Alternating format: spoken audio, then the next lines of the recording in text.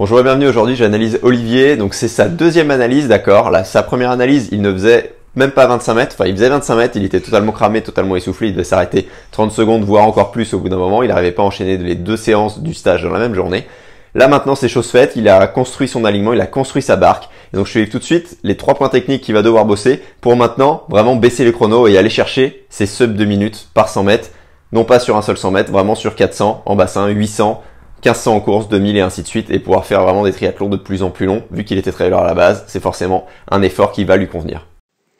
Yes, salut Olivier. Ton corps projectile, il se construit, d'accord, il reste en ligne, il y a des petites choses qui se baladent encore un peu à droite à gauche, mais ça reste léger. En tout cas, le minimum est construit pour passer au point suivant.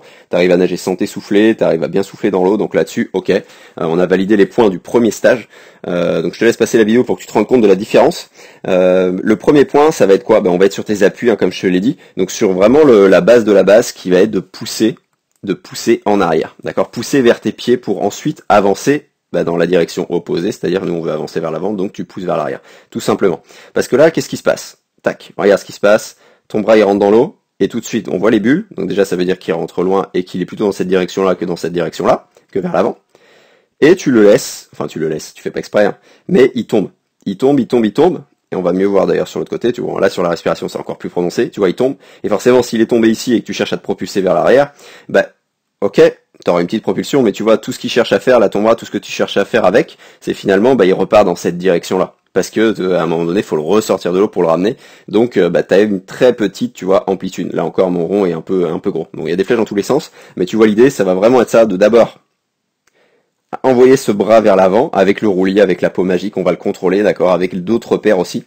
On contrôle ça, d'accord, on contrôle ce bras-là. C'est toi qui vas décider où le mettre, ça va être ça le truc super important. Donc d'abord en dehors de la respiration, en dehors de l'inspiration pour faciliter les choses toujours. Et ensuite après avoir construit ça, on va pouvoir, tu vois, là à partir de là, tant que même si le bras reste légèrement tendu, qu'il y a une légère flexion au niveau du coude et que le catch est pas parfait, on s'en fiche. Ce qu'on veut, c'est pousser en arrière. Donc aller vraiment en direction de la cuisse et venir la toucher. La toucher, tu vois, avec avec énergie. Avec énergie, donc en accélération, ça va être le deuxième point. Mais tu vois, là, tu viens la frôler, ok. Tu viens la frôler, mais on sent que ce que tu cherches à faire, c'est dégager le bras pour le ramener. Donc il y a pas vraiment, on sent pas une grosse propulsion, et c'est ça qui va faire une bonne différence au niveau de tes chronos et qui va te faire aller vers les 2 minutes. D'accord? Le projectile est assez construit par rapport à ça. Donc ce qu'on cherche à faire, c'est vraiment pousser. D'accord, aller chercher loin devant le roulis, pousser vers l'arrière, et le deuxième point, du coup je l'ai vraiment mis en deuxième point parce que ça va être les 2 points les plus importants pour toi, le faire de manière progressive en accélération, en te servant de l'expiration là que tu as développé pendant toutes ces semaines, tous ces mois, que tu as développé pour réussir à finir ta poussée plus intensément et te donner encore plus de temps pour engager et ainsi de suite. Là tu crées un cercle vertueux en fait au niveau propulsion, au niveau temps, au niveau glisse, au niveau sensation, bref, au niveau tout. Et donc c'est, tu vois, c'est ce qui va vraiment te servir toi pour là passer un cap et sentir vraiment des choses, vraiment des appuis, vraiment de super sensations quoi. Donc troisième point, un peu moins important, même s'il se bosse facilement en début, en fin de séance, ça va être au niveau du corps projectile.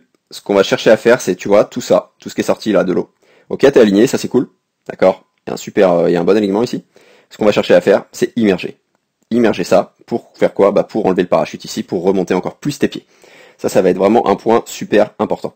Ce qu'on va chercher à faire aussi pour le faire mieux, émerger plus, on va serrer les abdos, aspirer le nombril, ce qui va faire que mécaniquement ça devrait descendre un petit peu, en plus de chercher à le faire, d'ouvrir la cage thoracique, tu vois, en plus de faire ce qu'on avait fait sur les glissés. Et ça va faire quoi aussi d'aspirer ton nombril? Ça va faire que ton bassin, là on va le rendre, je voulais mettre une flèche, ton bassin, il se balade un tout petit peu à droite à gauche, donc c'est pour ça que c'est pas le focus le prioritaire.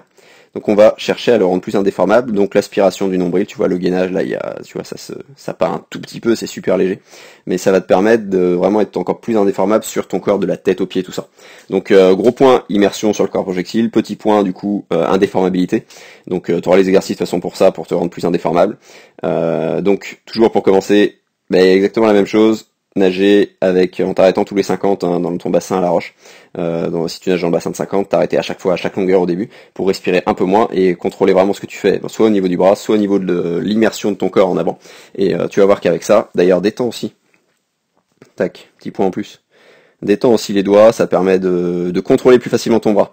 D'accord? Parce que là, si t'es contracté ici, t'es contracté ici. On veut être contracté au niveau de l'épaule, d'accord? Mais on veut être relâché ici.